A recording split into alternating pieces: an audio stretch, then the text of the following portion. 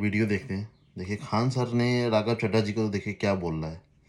क्या आप लोगों को सुन के अच्छा लगता है तो फिर बताइए। राघव चड्ढा एक सांसद है। समोसा 400 रुपया का बिकता था, पानी 300-200 रुपया का बिकता था एयरपोर्ट पे। उस इंसान ने पानी 20, चाय 10 रुपया कराया, समोसा 20 रुपया कराया। सबसे बड़का भौकाल किसका है? ओम बिरला साहब से। महिला सांसद घेरने वाली थी तो हम ही बोल दिए कि चल जाइए। तो ओम बिरला साहब से एक शिकायत है, सबसे ज्यादा इस बात की जांच होनी चाहिए। इस पर ओम बिरला साहब को सख्त एक्शन लेना चाहिए। रीजन क्या है? लेकिन संसद में वो बोलेंगे तभी आप खड़े होंगे। तो आप लोग की जिम्मेदारी है इस चीज पे कंटिन्यूअस आवाज उठाते रहिए तब तक, और अगर आप नहीं आवाज उठाएंगे तो मरते रहेंगे। प्रधानमंत्री ऐसे दिखने में बड़ा है पर संवैधानिक रूप से प्रधानमंत्री समकक्षों में सबसे प्रथम है।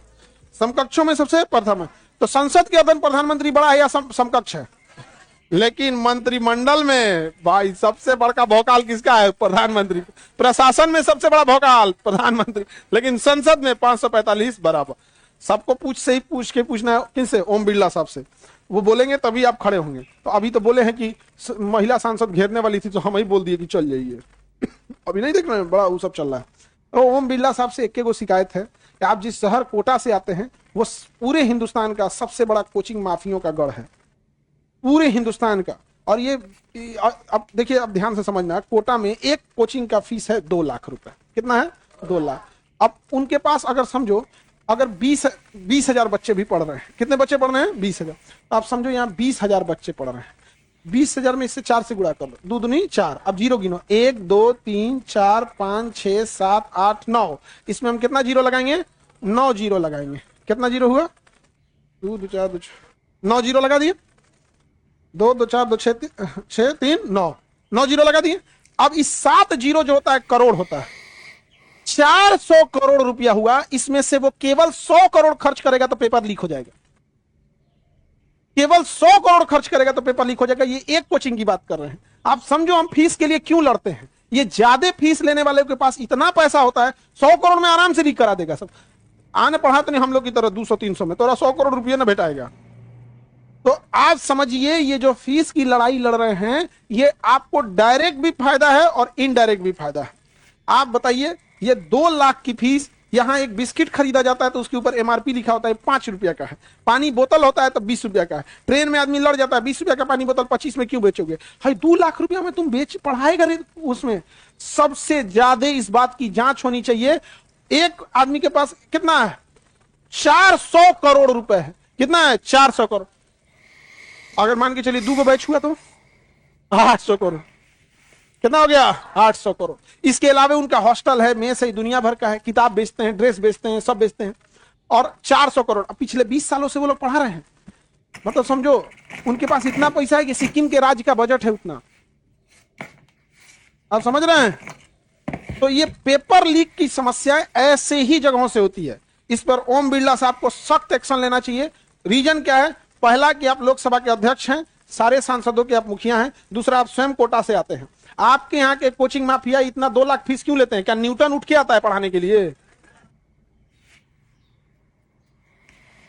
कोई आदमी ये बताए कोटा का एक टीचर कह दे कि गांव का पढ़ाने वाला एक इंटरमीडिएट का टीचर है या सरकारी स्कूल का कोई टीचर जो अभी बीपीएससी से गया है, या फिर कोई भी हर जगह भागलपुर गया, रांची, लखनऊ, इलाहाबाद, सीकर, गुजरात देख लीजिए, महाराष्ट्र देखिए, वहां का टीचर है, थोड़ा ये बता दे कि वो कौन सा एक्स्ट्रा नॉलेज है जो आप जान रहे हैं? नहीं। क्यों? क्योंकि ये 100 करोड़ खर्च किए जाते हैं, उसके बाद दिखाए जाते हैं रिजल्ट मेरे यहां से हुआ। ऐसा नहीं है बाबू, हम भी जानते हैं, हम भी जानते हैं ये खेल कैसे खेल रहे हैं आप लोग यहाँ पर। सबसे ज्यादा कोचिंग माफिया कहां होते हैं? आप अपने से सोच के देखो, पेपर लीक करने के लिए 100 करोड़ जरूरत से ज्यादा है कि नहीं है? यही हुआ था कि एक साथ 75 गो AIR 1 रैंक लाया था, all India rank 1 NEET exam. AIIMS Delhi, जिसमें सपना होता कर भैया हमारे पास 50-55 गो सीटें हैं, अब 55 गो एक नंबर पे आ गया है, 75 गो। ये हाल हुआ कि ऑल इंडिया रैंक 1 ला के भी दिल्ली एम्स नहीं मिला आपको। याद रखिएगा, ऐसे ही कोचिंग माफिया अगर चलते रह गए तो आप यूपीएससी टॉप करके भी आपको क्लर्क का नौकरी ज्वाइन करना पड़ेगा।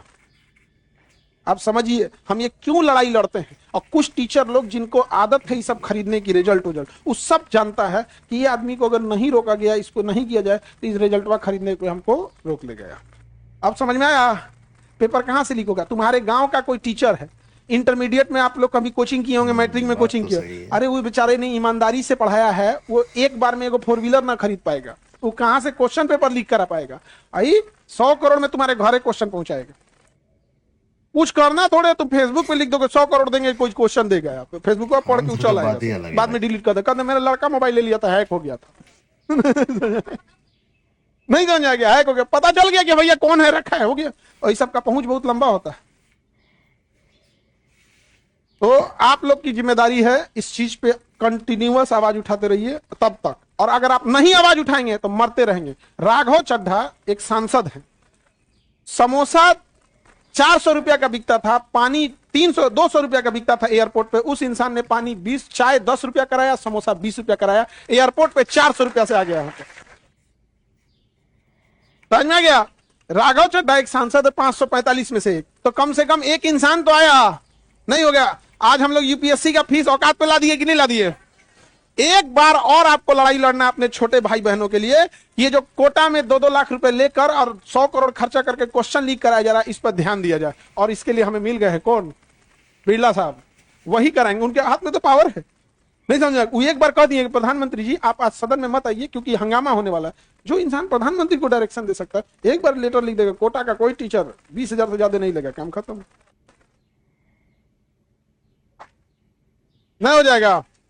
देखो, बाकी रही बात कांग्रेस, बीजेपी, आम आदमी, आरजेडी, जदयू, बीजेपी, हमको राजनीति से मतलब नहीं, हम इन सबको अच्छे से जानते हैं, सबसे अच्छे से दोस्ती है, सबसे अच्छे से मिलते हैं, लेकिन कभी किसी से कोनो बालू का ठेका, सड़क का ठेका, पुल का ठेका कभी नहीं मांगे हैं। ये लोग चायों पीने को बोलता है तो हम हाथ जोड़ते हैं, नहीं नहीं धन्यवाद, हम यहाँ पर एकदम बढ़िया से, एकदम यहाँ पे भैया कहा वहां पे, अब कल को नहीं समझ में आ गया। तो ऐसा नहीं है कि हमको किसी से बैर है या हम किसी को नहीं जानते हैं। जितना बड़ा नेता को जानते हैं हम सबसे मिले हैं, लेकिन कोई नेता ये नहीं कह सकता कि इंसान हमसे 1 रुपया भी मांगा होगा या कभी ये कहे होंगे। समझ में आ गया कि नहीं आ गया? यहाँ पे कभी किसी से नहीं बोले हैं। यहाँ पे इवन की जो सोसाइटी के लिए भी काम करना था ना, हॉस्पिटल, समाज, इस सब के लिए, इस सब के लिए भी नहीं मांगे किसी से, ना ही किसी ने कोई हेल्प किया। यार हमको अपने से काम है, हम दूसरे से काहे लिए उम्मीद रखेंगे? यहाँ पे बिहारी है लोग, ये हम लोग, उठाना चाहिए आवाज। नहीं समझ में आ गया? इस सबसे नहीं, लेकिन आपको आवाज उठाना है कि नहीं? और नहीं उठाएंगे तो पीस के चले जाएंगे।